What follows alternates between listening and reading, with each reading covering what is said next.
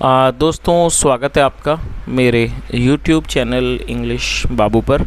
और आज मैं फिर हाजिर हूँ आपके साथ एक नई स्टोरी लेकर। और दोस्तों आज जो स्टोरी मैं आपके लिए लेकर आया हूँ ये एक शॉर्ट मॉरल स्टोरी है। बहुत ही मज़ेदार बढ़िया कहानी है। कहानी सुनने में आपको मज़ा आएगा। उसके अलावा दोस्तों आज की इस स्टोरी में आपको कुछ नए इंग्लिश के वर्ड मीनिंग सीखने को मिलेंगे, उनकी करेक्ट प्रोनाउंसिएशन के बारे में पता चलेगा और हमेशा की तरह जो इसका ग्रामर का पार्ट है उसे डिटेल में कवर करेंगे, तो एक एक स्ट्रक्चर को आप बड़ी आसानी से सीख पाएंगे। तो चलिए दोस्तों आज की इस कहानी को हम शुरू करते हैं और सबसे पहले कहानी का टाइटल देखते हैं।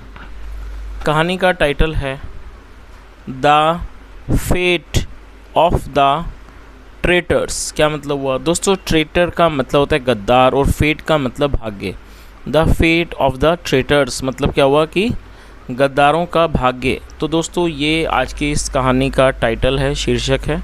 और अब मैं इसे पढ़ना शुरू करता हूँ। आपसे रिक्वेस्ट है आप इस कहानी को बिल्कुल ध्यान से सुने और यदि आज की स्टोरी में आपको कोई नया वर्ड या फिर नया स्ट्रक्चर मिले तो आप उसे ज़रूर नोट करें और यदि कहानी पसंद आए तो लाइक भी ज़रूर करें। तो चलिए इसको शुरू करते हैं।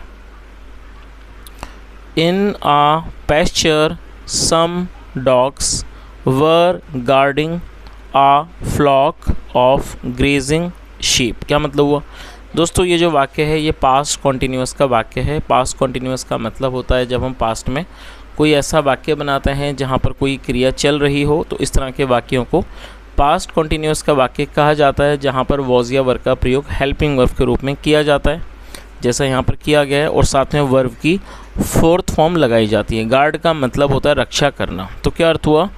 In a pasture. दोस्तों पैस्चर का मतलब होता है हरी घास का मैदान, मतलब कि एक हरी घास के मैदान में सम डॉग्स वर गार्डिंग मतलब जो कुछ कुत्ते रखवाली कर रहे थे। आ फ्लॉक ऑफ ग्रेजिंग शीप। दोस्तों फ्लॉक का मतलब होता है झुंड और ग्रेजिंग मतलब चरते हुए। तो इस पूरी लाइन का क्या अर्थ हुआ? और शीप का मतलब भेड़, कि एक हरे घास के मैदान में जो कुत्ते थे वो चरती हुई भेड़ों की रखवाली कर रहे थे। मतलब कि चरती हुई भेड़ों के झुंड की रखवाली कर रहे थे। Just then a pack of some wolves arrived there. क्या अर्थ हुआ दोस्तों? वुल्फ का मतलब होता है भेड़िए और इसका जो प्लूरल है होता है valves. And a pack of Wolves का मतलब होता है भेड़ियों का झुंड। और ये जो हमारा वाक्य है ये पास्ट इंडेफिनिट का अफर्मेटिव वाक्य है, जहाँ सेकंड फॉर्म का यूज़ किया जाता है। अराइव का मतलब होता है आना और सेकंड फॉर्म अराइव्ड। तो क्या अर्थ हुआ? जस्ट देन मतलब कि तभी, आ पैक ऑफ सम वुल्व्स मतलब एक भेड़ियों का झुंड, अराइव्ड देयर वहाँ आ गया। द डॉग्स बार्क्ड जो कुत्ते थे वो भौंके। बार्क मतलब भौंकना, सेकंड में बार्क्ड। जो कुत्ते थे वो भौंके। The wolves could not advance. दोस्तों ये जो वाक्य है इस वाक्य में कुड का प्रयोग किया गया है। कुड का प्रयोग जब किया जाता है जब हम कोई भी पास्ट के वाक्यों में किसी पॉसिबिलिटी को दर्शाते हैं। और इस तरह के जो वाक्य हैं उसके वाक्यों की टेल पर सका, सकी, सके, पाया, पाई जैसे शब्द आते हैं। तो जब भी आप कोई ऐसा वाक्य बनाएंगे जहाँ वाक्य की टेल पर सका, सकी, सके, पाया, पाई होगा, वहाँ कुड का प्रयोग किया जाएगा। और यदि वाक्य नेगेटिव होगा तो कुड नॉट के साथ वर्ब की फर्स्ट फॉर्म लगाई जाती है। एडवांस का मतलब होता है अग्रिम, उसके अलावा एडवांस का मतलब आगे बढ़ना भी होता है। तो इस लाइन का क्या अर्थ हुआ? द डॉग्स बार्क्ड मतलब कि कुत्ते भौंके। The wolves could not advance मतलब कि जो भेड़िए थे वो आगे नहीं बढ़ सके। आगे देखिए। The wolves were very cunning and clever. दोस्तों कनिंग एडजेक्टिव है जिसका मतलब होता है धूर्त और क्लेवर का मतलब चालाक। ये जो वाक्य है ये सिंपल पास्ट का वाक्य है। सिंपल पास्ट का मतलब होता है जब हम पास्ट में कोई भी ऐसा वाक्य बनाते हैं जहाँ पर वॉज या वर्ब का प्रयोग हेल्पिंग वर्ब के रूप में किया जाता है, साथ में नाउन या एडजेक्टिव को लेकर वाक्य बनाते हैं। इस तरह के वाक्यों में कभी भी वर्ब का प्रयोग नहीं किया जाता है, तो इन्हें नो एक्शन सेंटेंस भी कहा जाता है। तो इसका क्या अर्थ हुआ? The wolves were very cunning and clever मतलब कि भेड़िए बहुत धूर्त और चालाक थे। They went to dogs and said. और दोस्तों दे का मतलब होता है वे या फिर वे लोग। जब सब्जेक्ट में एक से ज़्यादा लोग शामिल होते हैं तो दे का प्रयोग किया जाता है, जो कि एक प्लूरल नाउन है। और गो मतलब जाना, सेकंड फॉर्म वेंट और ये सेकंड फॉर्म है और ये पास्ट का ही अफर्मेटिव वाक्य है।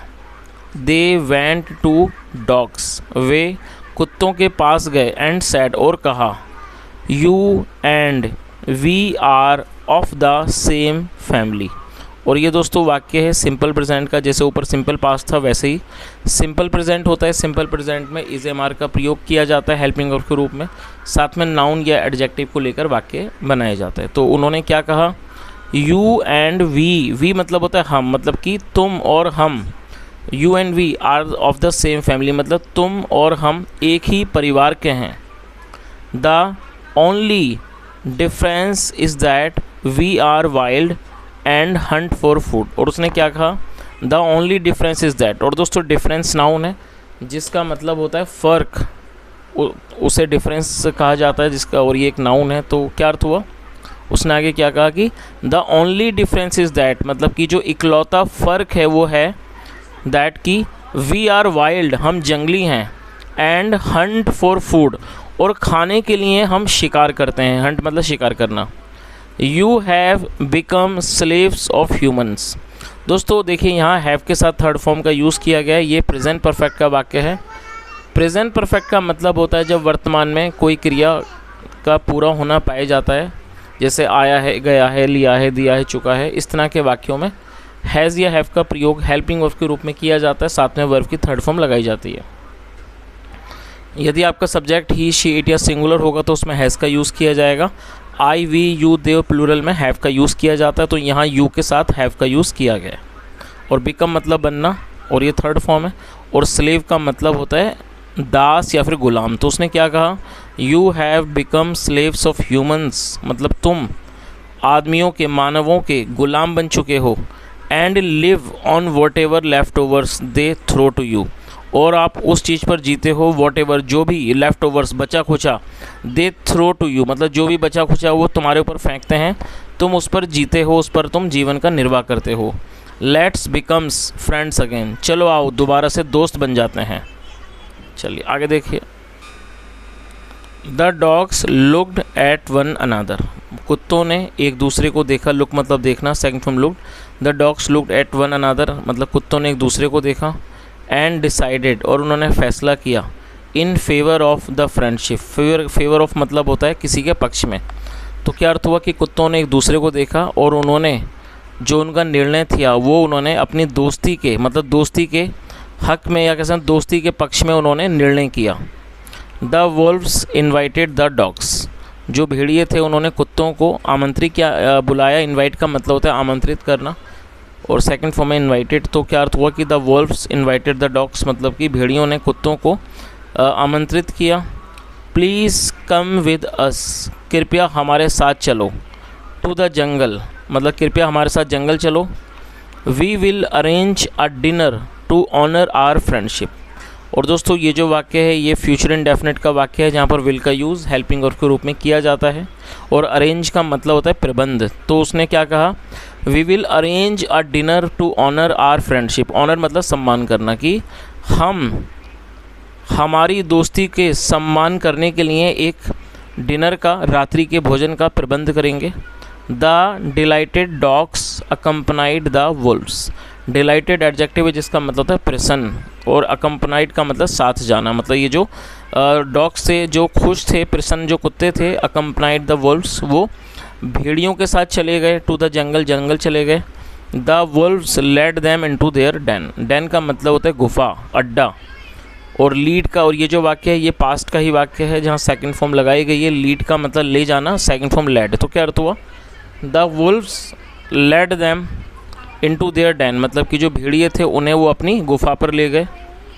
As soon as all dogs were in, और जैसे ही सारे कुत्ते अंदर आ गए, द वुल्व्स किल्ड दैम, भेड़ियों ने उनको मार दिया। इन सेकेंड्स मतलब कि क्षणों में, कुछ ही क्षणों में उन्होंने उनको मार दिया। देन फिर द वुल्व्स केम बैक, जो भेड़िए थे वो वापस आए।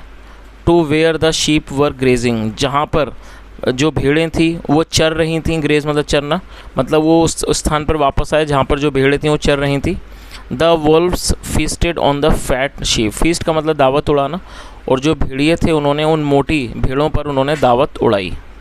चलिए दोस्तों अब इस कहानी का जो मॉरल है वो भी एक बार देख लेते हैं। क्या मॉरल है, one should do one's duty without allowing oneself to be misguided. क्या अर्थ हुआ कि किसी भी व्यक्ति को अपना जो कर्तव्य है वो पूरा करना चाहिए बिना दूसरे व्यक्ति को अनुमति दिए कि वो उसको मिसगाइड करे या उसको उसके मार्ग से भटकाए।